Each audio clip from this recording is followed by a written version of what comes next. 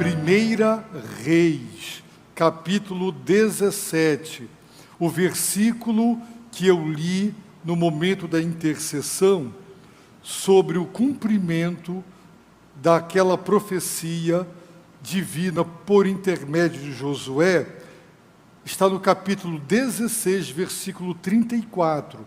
É o último versículo do capítulo 16. E leremos agora 1 Reis, capítulo 17.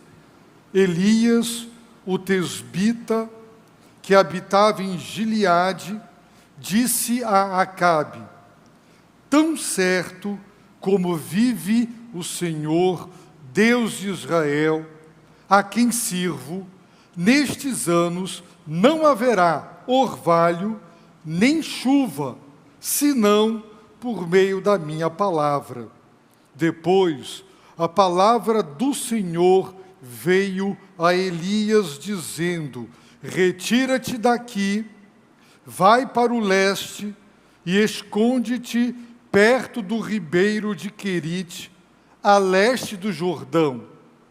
Beberás do ribeiro, e eu ordenei aos corvos que ali te sustentem.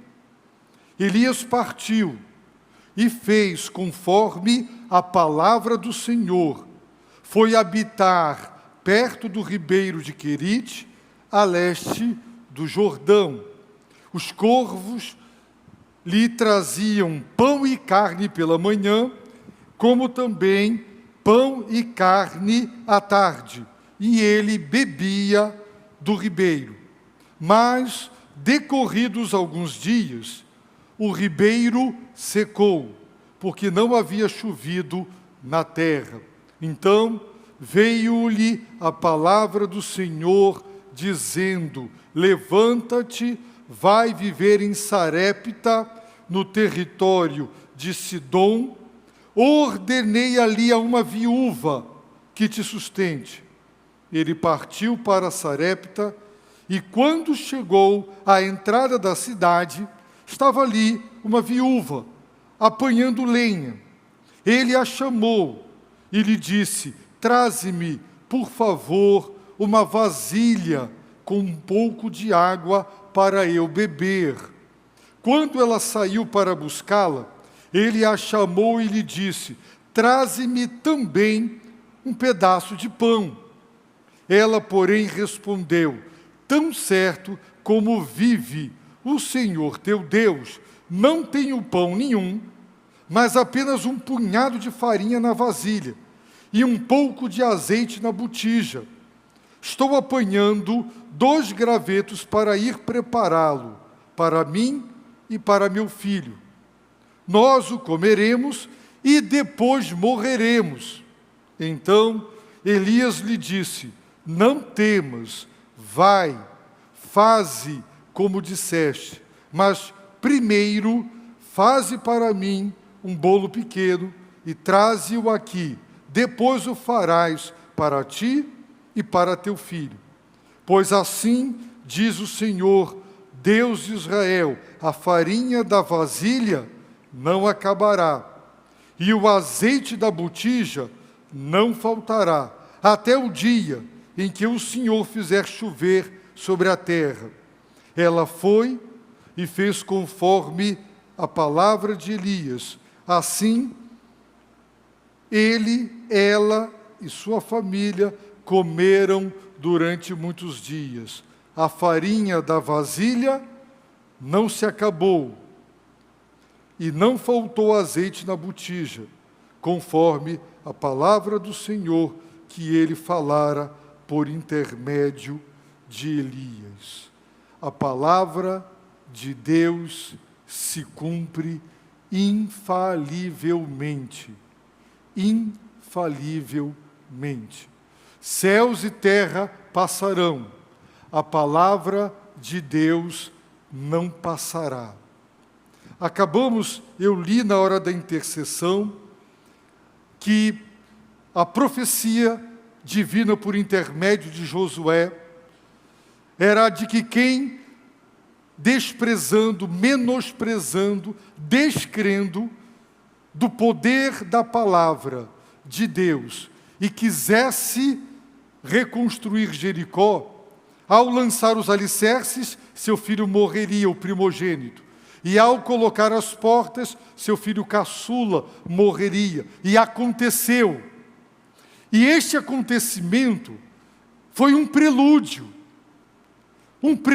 para que Acabe compreendesse, ele que construíra um templo para Baal, ele que constituíra 450 profetas para Baal, ele que adorava Baal, o Deus da fertilidade, o Deus da chuva, mas ele era israelita, Acabe. E o povo de Israel é o povo do Senhor, é o povo de Deus, um povo que tem aliança com o Altíssimo. Esse povo não sabia mais quem era o verdadeiro Deus. No confronto, quando Elias pergunta, por que titubeais entre dois pensamentos? Se Baal é Deus, adorem Baal, sigam Baal. Mas se é o Senhor, adorem o Senhor. E o povo nada respondeu, dúvida. O povo descrera, duvidava, não tinha mais certeza. Quem era o verdadeiro Deus? O vivo, o verdadeiro. E aqui está o cumprimento da palavra. O cumprimento de uma profecia feita 500 anos antes. Se cumprira para dizer que o Deus vivo falou, não cochilou. Quando sua palavra foi desobedecida, ele cumpriu o que prometera. Aqui está um prelúdio para o arrependimento, o quebrantamento de Acabe. Mas Acabe não entendeu, não percebeu como Deus trata conosco de maneiras preliminares, fazendo prelúdios, antes que Ele intervenha na nossa vida de outros modos, e nós nos fazemos de surdo, e não queremos entender e perceber o que Deus está fazendo. Então, capítulo 17, Elias, o tesbita, que habitava em Gileade, ele se atreve a viajar. Gileade era uma região do lado leste do Jordão, do outro lado do Jordão, e Tisbe era a cidade de Elias. Ele viaja para Samaria, ele vai ao rei, e ele entrega o recado de Deus. Provavelmente, Acabe riu, debochou, e disse, Baal é o Deus da chuva, é o Deus da fertilidade, e você está dizendo que é o grande eu sou, Jeová e Yahvé, pois ali era uma luta de supostas divindades, porque Baal sofreu uma derrota na área que ele era o especialista, o Deus da chuva, o Deus da fertilidade.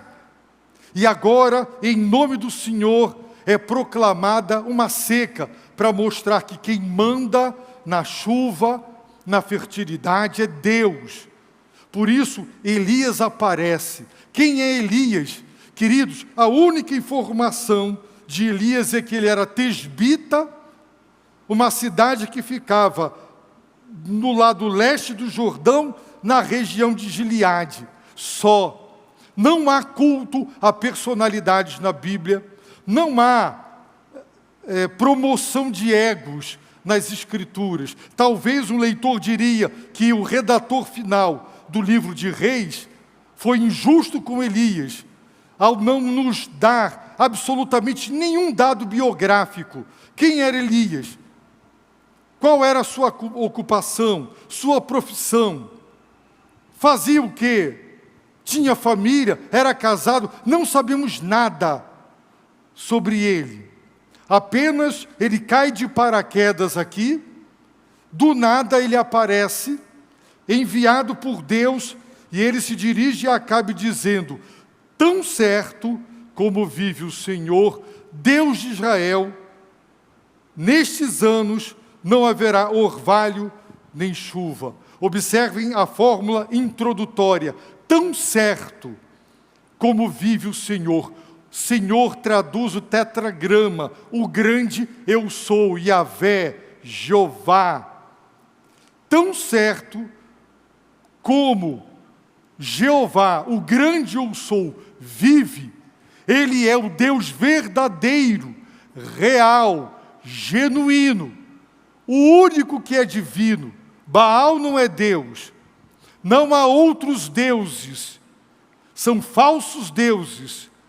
Tão certo como vive o Senhor. O Senhor é vivo, real e verdadeiro. E tão certo quanto é a sua eterna existência, o que eu vou falar agora se cumprirá infalivelmente. Vocês acabaram de ter uma amostra de que Ele fala e Ele cumpre. 5 séculos se passaram, mas o que Ele disse, Ele concretizou. Tão certo é como se você dissesse, tão certo como 2 e 2 são 4. Existe a possibilidade de 2 mais 2 não serem 4? Digite na calculadora 2, ponha o sinal de mais, digite 2 de novo. É possível sair um outro número? Não dá. Tão certo como 2 e 2 são 4, tão certo quanto Deus é vivo, é verdadeiro, é real. Ele não é falso. Ele não é ídolo. Nestes anos não haverá orvalho nem chuva. Por quê? Porque Baal estava sendo adorado pelo povo de Deus, o Deus da chuva, o Deus da fertilidade. Ele vai sofrer uma grande derrota na sua área de especialização, para que Israel saiba, e está claro, que o Senhor é o Deus de Israel, não é Baal. Elias se apresenta dizendo, a esse Deus a quem sirvo, eu sou servo de Deus. A quem nós servimos, quem é aquele a quem a nossa vida serve. É preciso ficar claro, se é Baal, é o mundo, vá para o mundo. É Deus, então é o Deus e Pai de Jesus Cristo, rompa com o mundo. Pare de titubear entre 2 pensamentos. Deus é Deus, o Pai de Jesus Cristo, então é Ele e somente Ele, ponto final. Infelizmente, muitas pessoas estão na igreja, depois elas se afastam radicalmente e você percebe que não estavam seguindo o Senhor, mas estavam presentes, até trabalhando para Deus. Isso é muito comum, isso tem acontecido ao longo dos tempos, aqui e em todas as igrejas. Irmãos, esse período de estiagem durou 3 anos e meio. 3 anos e meio. E, se não por meio da minha palavra, só quando Deus voltasse a falar com Elias, e Elias voltasse a falar em nome de Deus, é que voltariam as chuvas. Por isso, a palavra do Senhor veio a Elias. É Jesus Cristo pré-encarnado. Ele é a palavra. Ele é o Logos. A palavra eterna. Deus criou o universo pela palavra. A palavra, no princípio, a palavra era. A palavra estava com Deus. A palavra era Deus. Todas as coisas foram feitas por intermédio dela, da palavra, do Logos, do Verbo. Sem ela, a palavra, nada do que foi feito se fez. Jesus é a palavra. Veio a palavra do Senhor, veio. Deus o Pai enviou Jesus. A palavra do Senhor era enviada ao profeta. É o Senhor quem se dirigia a Elias dizendo, retira-te daqui, vai para o leste, volta lá para aquela região do leste, esconda-te perto do ribeiro de Querite, a leste do Jordão. Por quê? Porque uma seca severa, que mataria muita gente de fome, viria. E quando Acabe se conscientizasse da derrota de Baal, e que somente pela palavra de Elias é que novamente choveria, ele seria capturado, torturado e obrigado a dizer que ia voltar a chover. Por isso, Deus o escondeu. Se os irmãos lerem o capítulo 18, verão que quando Elias encontra com Obadias, Acabe foi para um lado, Obadias para o outro, em busca de algum resto de água para que eles não morressem. E Obadias diz a Elias: não tem nação, não tem cidade, não tem lugar onde Acabe tenha mandado te buscar. Ele obrigou os reis a jurarem que não estavam lhe dando guarida. Por que ele não foi encontrado, então, nesse lugar? Porque era um lugar inóspito, era um lugar onde absolutamente era impossível alguém viver 1 ano, 2 anos, porque ninguém sobreviveria ali. Deus mandou Elias para um lugar onde ninguém sobreviveria, mas Elias sobreviveu pela seguinte razão: beberás do ribeiro. Eu ordenei aos corvos que te sustentem. Elias foi sustentado por corvos. Quando Deus quer te sustentar, na sua soberania, Ele usa pássaros. Deus providenciou carne e pão para esses pássaros. Eu não sei, eram corvos, muitos. Provavelmente alguém fez uma carne, colocou ali o churrasco, e o corvo vinha, pegava e levava. Alguém fez o pão e deixou o pão esfriar, saiu quente do forno, o corvo pegava e levava. O fato é que todo dia de manhã e todo dia de tarde, pão e carne, Deus sustentou, Deus ordenou aos corvos: sustentem Elias. E Deus providenciou de modo que os corvos encontravam pão e carne 2 vezes ao dia para sustentar Elias. Mas observem o que Deus disse: eu ordenei, mandamento de Deus, eu ordenei. Certa vez eu estava passando um momento, já compartilhei isso com os irmãos, tão difícil, que na minha geladeira tinha água gelada, só, e eu não sabia como ia ser. Então, um amigo tinha um cliente que estava lhe devendo muito dinheiro. Ele disse: não tenho como pagar, mas ele era dono de supermercado, e disse: leva o que você quiser aqui, no valor do que eu te devo. E ele pegou caixas e caixas de alimentos, e ele disse: eu não tenho onde botar tanta coisa, eu vou levar para o pastor umas 2 caixas. Aí esse corvo foi voando lá para casa, num carro, né? Esse corvo andava de carro, bateu na porta, e ele disse: está precisando? Eu digo: entre, né? Deus faz assim, Deus providencia os corvos para nos sustentar. E Elias partiu e fez conforme a palavra do Senhor. Foi habitar perto do ribeiro de Querite, a leste do Jordão. Os corvos lhe traziam pão e carne pela manhã, como também pão e carne à tarde. E ele bebia do ribeiro. Vejam, irmãos, ele bebia do ribeiro. Agora, prestem atenção, queridos irmãos, 3 anos e meio de seca. Não nos é dito se ele ficou 1 ano, 2 anos ali, quanto tempo ele passou ali. Mas eu digo para os irmãos que a pandemia nos trancaram dentro de casa inutilmente, ficamos lá, presos, mas na nossa casa tem esposa, tem filhos para bater papo e conversar, para comunhão, tem internet, você acessa o mundo todo, tem televisão com canais, não é? Nossa casa, irmãos, é um palácio, mas Elias não foi para um lugar onde tinha uma cama para ele deitar, não tinha um banheiro para ele usar, não tinha ninguém para conversar. Irmãos, você sabe o que é? Acorda, ninguém para conversar, o dia passa, ninguém, sábado, domingo, feriado. Quanto tempo Elias ficou ali? Elias foi obediente, ele só saiu dali quando Deus mandou. Então ele sofreu. Muitas vezes, obedecer o que Deus manda gera sofrimento na nossa vida. Elias viveu a solidão.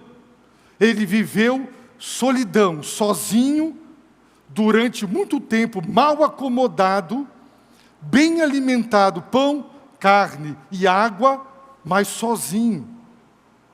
Isso é triste, irmãos. Ele sofreu. Entrem no texto, coloquem-se no lugar de Elias e vejam o que é ficar num lugar desse uma semana, um mês. Muitas vezes o que Deus pede de nós implicará em renúncia. Em renúncia. E nós não podemos dizer, não, Deus, eu tenho direitos. Nós temos o direito de obedecer e de fazer conforme a palavra do Senhor. E isso vai implicar, muitas vezes, cortar na própria carne. Renúncia. Mas, verso 7, decorridos alguns dias, o ribeiro secou, porque não havia chovido na terra. O agravamento da seca. Quanto tempo de seca, desde que ele pronunciou a palavra de Deus até esse momento, a ponto do ribeiro secar? Talvez um ano e meio, ou mais. O texto não diz. Só sabemos que o período de seca grave e severa foram 3 anos e meio. Isso nós sabemos. Então, veio-lhe a palavra do Senhor novamente. Ele foi visitado pela palavra. A palavra foi porque foi enviada. É o Senhor Jesus dizendo, levanta-te, vai viver em Sarepta, no território de Sidom, onde o sogro de Acabe, pai de Jezabel, era o rei, lá na Fenícia. Agora observe, ordenei ali, assim como Deus ordenou, eu ordenei aos corvos, agora eu ordenei ali a uma viúva que te sustente. Deus havia ordenado aos corvos para sustentarem Elias. Agora Deus está ordenando a uma viúva. Essa viúva, irmãos, quando Elias a encontra, ela está dizendo, eu estou pegando aqui 2 gravetos, eu tenho um punhado, é o que dá dentro de um punhado de farinha na vasilha, e eu tenho um pouco de azeite na botija. Com esses 2 gravetos, eu vou fazer aqui algo para eu e o menino comer, e depois nós vamos morrer de fome, porque acabou, não há mais nada. Como é que Deus ordena uma viúva que mal tem o que comer, que vai comer o último pedaço de pão, de bolo, para morrer depois? Como é que Deus ordena a uma viúva para sustentar Elias? Irmãos,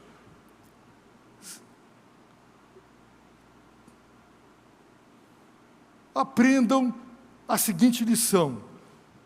Eu ia dizer uma coisa, mas eu me arrependi, né? Por isso eu fiquei aqui pensando, digo, não digo? Pois é. Se os irmãos têm uma lição para aprender comigo, aprendam, irmãos, o seguinte: tudo que Deus ordena, Ele dá condições de obedecer. Tudo que Deus manda, Ele capacita para obedecer. De novo, o mesmo exemplo. Jesus vai para o paralítico, as pernas fininhas, tudo atrofiado, paralítico de nascença, e dá uma ordem que ele não pode obedecer. Pastor, Deus manda nós fazermos o que nós não somos capazes, manda. Deus nos dá ordens que nós não podemos obedecer, dá. Jesus deu uma ordem para um paralítico, levanta-te e anda, mas ele é paralítico, ele não pode obedecer. Mas quando Deus dá a ordem, com a ordem vai o poder que cura e capacita instantaneamente a pessoa de obedecer. Jesus disse, dá-lhes vós de comer, 15.000 pessoas. Senhor, com 5 pães e 2 peixes. Não dá. Mas quando Ele ordena, Ele dá a condição.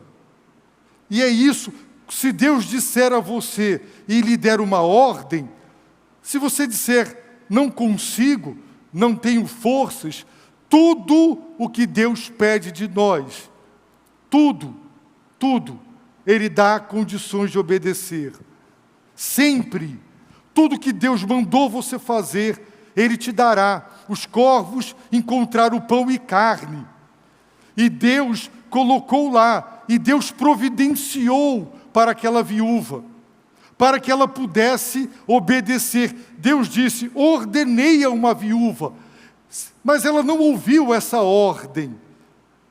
Mas Deus deu ordem. Ela estava sob um comando do Eterno, do Altíssimo. Por isso, Deus usa Elias. Observem que o texto afirma que Elias pede a esta mulher água. Antes, Elias diz, antes, faz um bolo para mim, um pedaço de pão, e traz para eu comer. E a mulher diz assim, tão certo como vive o Senhor, teu Deus, eu sou serva de Baal. Jeová, o grande eu sou, é o teu Deus, é o Deus de Israel, não é o meu. Não tenho pão nenhum, apenas um punhado de farinha na vasilha e um pouco de azeite. Estou apanhando 2 gravetos para ir prepará-lo para mim e para meu filho. Nós o comeremos e depois morreremos. Então Elias disse, não temas, vai, faze como disseste, mas primeiro, faze para mim. Irmãos, talvez muitas mães aqui diriam, não, eu vou fazer para mim e para o meu filho. Pouca farinha é meu pirão primeiro. Negativo, eu só tenho isso, e eu vou priorizar você, um desconhecido. Irmãos, Elias disse, traze-o aqui, depois o farás para ti e para teu filho. Depois como? Se ia acabar o punhado de farinha e o pouco de azeite. Mas, irmãos, ele disse, não temas. Assim diz o Senhor, Deus de Israel, a farinha da vasilha não acabará. Deus prometeu, o azeite da botija não faltará, até o dia em que o Senhor fizer chover sobre a terra. E aquela mulher creu, ela acreditou na palavra do Senhor, e ela obedeceu. 10 leprosos, ide mostrai-vos ao sacerdote. O leproso podia dizer, eu pedi cura, ele me manda ir lá. Quem obedeceu foi abençoado. Existem orientações de Deus para a nossa vida que precisam ser obedecidas pela fé. Você precisa crer que Deus chamou você, Ele vai sustentar você. Um casal me disse, seria um privilégio, meu filho pastor, mas quem vai sustentar? Eu não quero ver meu filho missionário passando necessidade. Irmãos, se Deus chama, se Deus envia, Deus sustenta. Deus colocou para nós, igreja, o propósito de fazer do CAC um lugar de bênção. E Deus nos deu recursos, não deu? Fizemos campanhas, toda a igreja participou. Agora, Deus mandou corvos para alimentar de pão e carne. Deus mandou a viúva. É Deus, irmãos, Ele é a fonte de todos os recursos que o que Ele quer que se concretize, se concretize. Se você, por exemplo, disser, como já me disseram, se eu der o dízimo, vai faltar. Mas Elias disse, primeiro, me serve. Irmãos, a prioridade é Deus, são as coisas de Deus. O dízimo deve ser no nosso orçamento o primeiro item. Depois vem água, luz, gás, condomínio, não é? E etc. Prioridade é Deus, mas muita gente não é dizimista porque diz assim: tem pouco, só dá para eu e o filho comer e morrer. Irmãos, se nós priorizarmos a Deus, seguindo em obediência às ordens dele, é Ele quem diz e é Ele quem supre. Aqui estão 2 exemplos: corvos ordenados para sustentar Elias e uma viúva que mal tinha para ela. E a Bíblia diz, irmãos, que a farinha não acabou. Quando ela tirou a farinha, tinha mais farinha. E toda vez que ela tirava a farinha, mais farinha. Toda vez que ela usava o azeite, e durante, não se diz aqui quanto tempo. Como eu disse, o período, segundo o texto, e lá em Tiago está escrito, 3 anos e meio. Se ele ficou 2 anos, 1 ano e meio com a viúva, nós não sabemos. Quanto tempo ele ficou no ribeiro, nós não sabemos. Mas durante 3 anos e meio, Elias foi sustentado sobrenaturalmente por Deus. Então, Elias disse que assim aconteceria até que, conforme a palavra do Senhor que ele falara, não é? Então, isso será assim durante muitos dias, até que Deus volte a mandar a chuva, que seria muito bom, né? Parar de trabalhar e não faltar farinha na botija e nem azeite lá na vasilha. Mas Deus sustentou e providenciou sobrenaturalmente, enquanto o seu juízo sobre Israel, uma nação apóstata que estava adorando Baal. Quando voltassem as chuvas, vai para a terra fazer agricultura, trabalho. Deus nos sustenta através do trabalho. Quando o trabalho falha, Deus supre. Deus supre. Mas o método de Deus é o trabalho. Quando, por razões que se enquadram na categoria da exceção, acontecem, então Deus supre. Só que tem gente que se acostuma, não é, a só receber e não gosta de trabalhar. Então nós temos que aprender que o trabalho foi criado por Deus e é o meio através do qual Deus nos sustenta, trabalhando. Nós veremos, se Deus permitir, nos outros domingos, os resultados disso aqui na vida de Elias e na vida de Acabe e na vida do seu povo.